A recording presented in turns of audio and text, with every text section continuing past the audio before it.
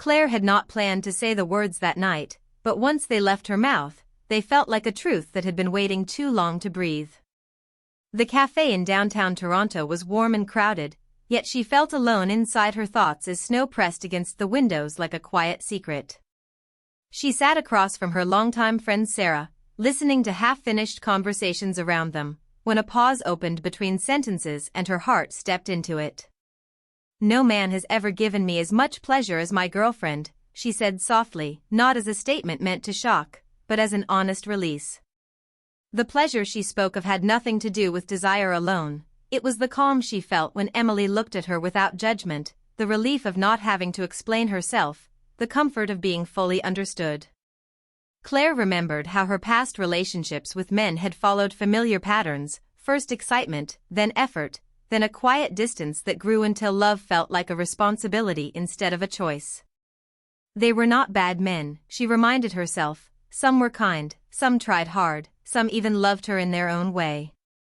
But something always stayed missing, like a door she could never fully open. She learned early to accept that emptiness is normal, convincing herself that all adults lived with it. That belief held strong until the day she met Emily at a small community art class she almost skipped. Emily had sat beside her, sharing paint without asking, smiling without pressure, speaking with care instead of confidence. Their friendship grew slowly, built on shared silence, long walks, and conversations that did not rush toward conclusions. Emily listened in a way Claire had never experienced before, catching emotions before words formed, offering presence instead of advice. With her, Claire felt a strange and unfamiliar peace, one that scared her because it asked nothing but honesty. That night in the cafe, after the words escaped her, Claire felt fear and relief arrive together. She wondered if she had crossed a line she could never return from, if naming her truth would change how people saw her, or worse, how she saw herself. Memories rushed in, family dinners where expectations sat heavier than food, old relationships where she had tried to mold herself into what was wanted, years spent believing that love required sacrifice of self. As Sarah listened quietly, Claire's mind drifted to Emily's small apartment near the lake, to the way Emily made tea exactly how she liked it without being told, to the gentle way she asked, "Are you okay?" and truly waited for the answer. Claire realized that what frightened her most was not choosing Emily, but accepting that happiness could feel this calm.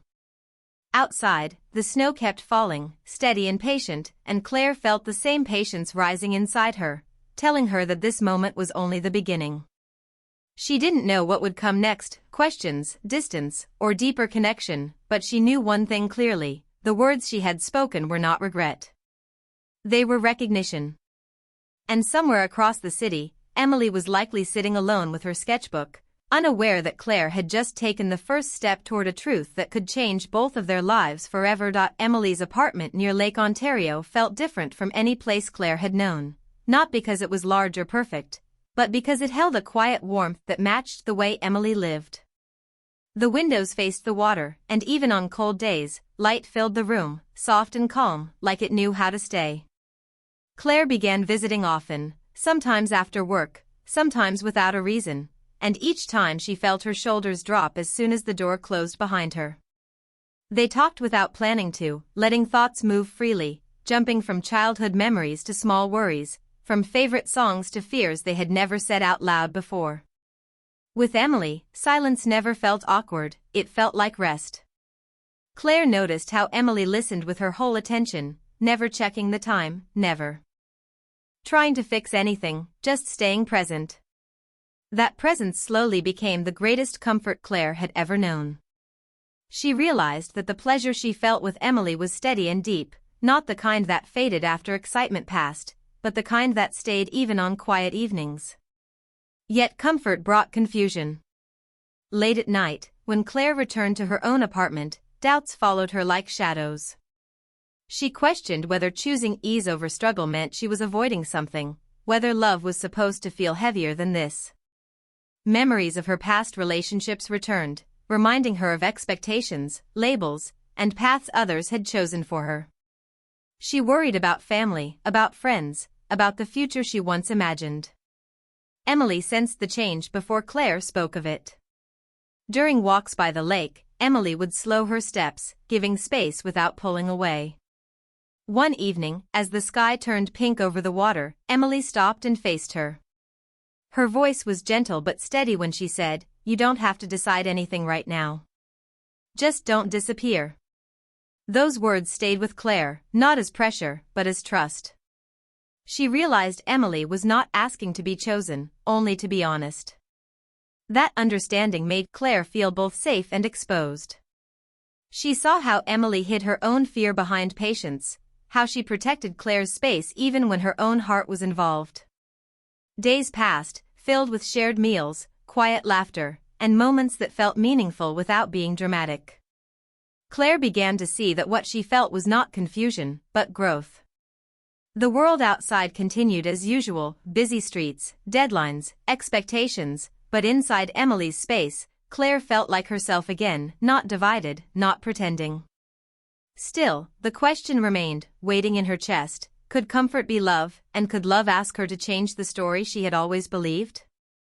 As spring edged closer and the ice on the lake began to crack, Claire knew that staying silent would soon become its own kind of loss, and the calm she shared with Emily was slowly leading her toward a truth she could no longer avoid. Spring arrived without asking permission, changing the city and Claire at the same time, and by the time she traveled to Chicago with Emily to visit her sister, she felt like she was carrying a truth that could no longer stay quiet. The days there moved fast, filled with family dinners, laughter, and stories from Emily's past that Claire had never heard before, and seeing Emily in that space made everything feel more real. Emily was relaxed, confident, kind in small ways that didn't seek attention, and Claire realized how deeply she admired her. One afternoon, when the house emptied and the noise faded, they sat together on the back porch as sunlight filtered through bare branches and the air smelled of new beginnings. Claire felt her chest tighten, knowing this was the moment she had been avoiding. She spoke before fear could stop her, admitting that what she felt with Emily was unlike anything she had known, that it felt complete and steady, and that the calm scared her more than heartbreak ever had. She confessed how she had spent years believing love needed tension to feel real, that struggle meant meaning, and that ease felt undeserved. Emily listened closely, her expression open, never interrupting, never turning away. When Claire finished, silence settled between them, heavy but honest.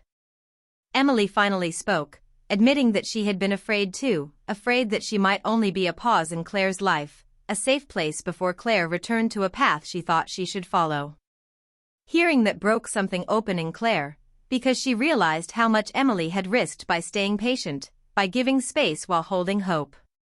Claire reached for the truth fully then, explaining how being with Emily made her feel seen without effort, valued without conditions, and how that feeling had quietly changed the way she saw herself. Emily's eyes filled, not with sadness, but with understanding, and she admitted that loving Claire meant accepting uncertainty, that she cared deeply but refused to pressure or demand clarity before Claire was ready. They sat close, hands nearly touching, letting the moment settle, aware that this conversation had shifted something permanent between them. Claire understood then that pleasure was not excitement alone, but the peace of honesty, the relief of being known, and the courage to face change without running. As the sun lowered and the porch cooled, Claire felt lighter, as if speaking the truth had removed a weight she had carried for years. Nothing was decided, but everything was clearer. The trip ended soon after, and on the flight back, Claire watched the clouds pass beneath them, knowing that silence was no longer an option. The connection she shared with Emily had crossed a line from comfort into something deeper, something that asked her to choose with intention rather than habit. By the time they landed, Claire knew that whatever came next, she could no longer deny the truth that had grown between them, and the calm she once feared now felt like the strongest feeling she had ever known. The evening air in Vancouver was cool and clear, and the mountains stood quiet in the distance as Claire walked beside Emily near the water, feeling a steady calm she no longer wanted to question. Since Chicago, everything had felt sharper, more honest, as if the world had shifted slightly into focus. They had returned to their routines, but something between them had changed. Conversations were deeper, silences more meaningful, and the future no longer felt like a distant idea. Emily stopped near the edge of the path and opened her sketchbook, capturing the soft lines of the mountains as the sky slowly turned gold, and Claire watched her with a sense of certainty she had never known before.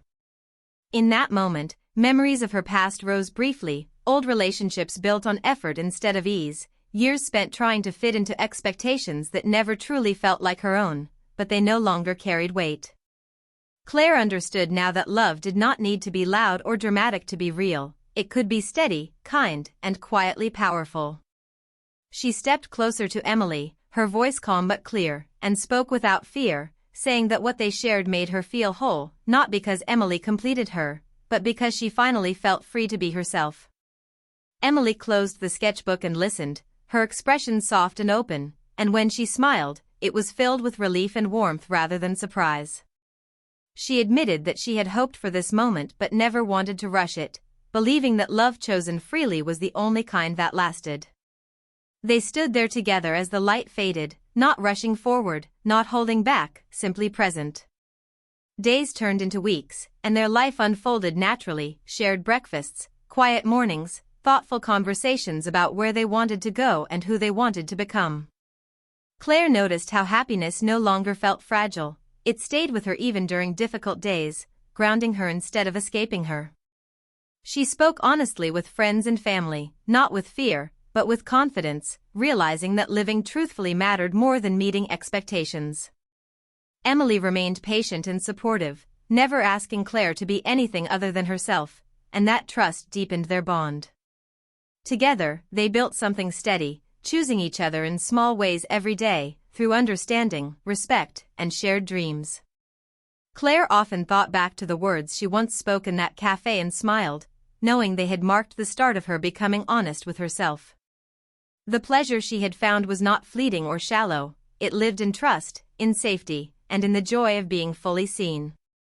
As they walked along the water one evening, hand in hand, the city lights reflecting across the surface, Claire felt certain that this was not a moment she would outgrow or leave behind. It was a life she had chosen, guided not by fear or habit, but by truth, and for the first time, the future felt open, calm, and deeply her own.